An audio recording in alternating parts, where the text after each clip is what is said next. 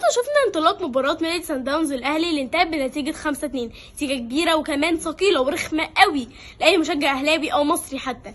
يعني شيء غريب، وتستمر لعنة جنوب افريقيا على الاهلي لغاية دلوقتي. الاهلي من مدة كبيرة لما يروح يلعب في جنوب افريقيا بيكسب، لكن بصعوبة شديدة جدا، فبنتمنى يعني اللعنة دي تتفك.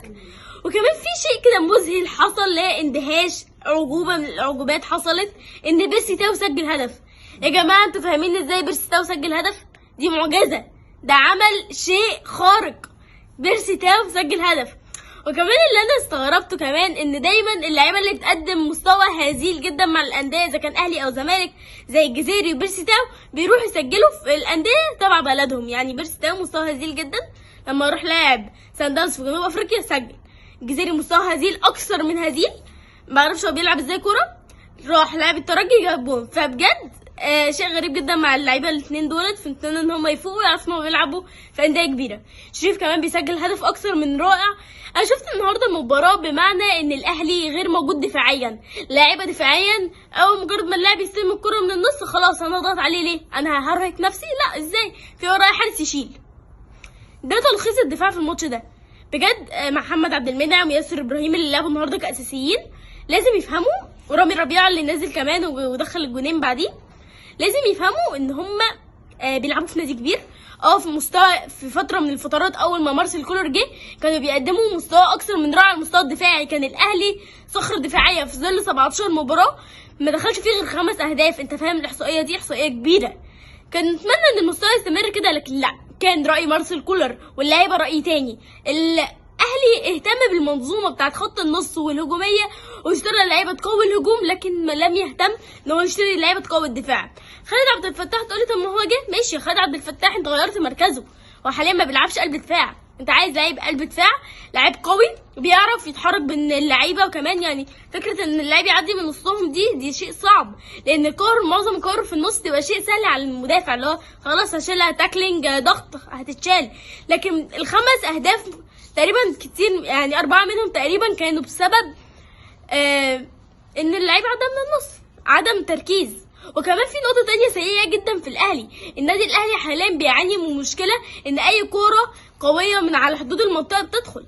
لو كنا فاكرين كمان كان لسه بيعاني من السنة اللي فاتت، بيعاني منها في جون المترجي في ماتش الوداد النهائي، لسه بيعاني من المشكلة دي لغاية دلوقتي. الكور اللي من بعيد شناوي غير جيد فيها، يعني جيد لكن عايزين يبقى ممتاز. والمدافعين النهارده اللعيبه متمسمره، مش عايزه تروح تضغط على اللاعب. استلم الكوره، لا انا هسيبه يجيلي، ولما يجيلك انت بتسيبه يعدي، لا تقريبا بيديله تذكره ان هو يعبر لمنطقه الجزاء. شيء غريب جدا النهارده حصل مع النادي الاهلي في المنظومه الدفاعيه وخط النص. كمان حمدي فتحي كان عصبي جدا في المباراه دي. مباراه افريقيا مش عايزه عصبيه، عايزه هدوء، لان المباريات دايما بيبقى فيها اخطاء تحكيميه كتير جدا. وراعي كمان عدم وجود الفار. يعني انا نفسي افهم دلوقتي، انت مش جايب فار، الانديه اللي معهاش سيوله ان هي تعمل فار تبقى بره البطوله. انت مش هتظلم نادي لمجرد عدم وجود فار. افرض النهارده كانت حصلت ضربه جزاء مثلا او شك فيها معرفش ايه ومفيش فار، انت دلوقتي هتعمل ايه؟ مش هتحسبها. والنادي ده اتظلم بسبب عدم ان ضربه الجزاء دي تتحسب. فانت فاهم انك ممكن تظلم نادي بسبب عدم وجود فار. اتمنى الاتحاد الافريقي يفهم ده، وان هو لازم يعين الفار في كل الماتشات الافريقيه. ونتمنى ان النادي الاهلي يرجع لمستواه، لان اللي بيحصل ده مهزله. ومتمناش الاهلي يخسر بنتيجه كبيره زي دي. كمان برضو نفس المشكله لو افتكرتوا حصلت في ماتش فلامينكو في كاس عالم الانديه، اللعيب كان بيعدي من النص.